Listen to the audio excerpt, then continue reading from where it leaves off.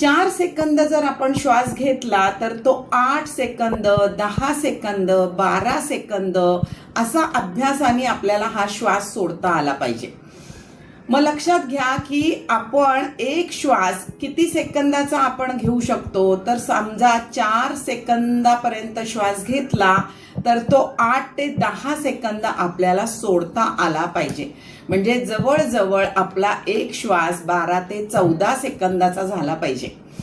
आता ह्याच्यामध्ये काय आहे बघा की आपण नेहमीच्या रोजच्या जीवनामध्ये एका मिनिटाला किती श्वास घेतो. 16 ते 18 श्वास आपल्याला एका मिनिटाला लागतात. 16 ते 18 व्यक्तिपरत्वे वेगळे वेगळे लागू शकतात. कोणाला 16, कोणाला 17, कोणाला 18.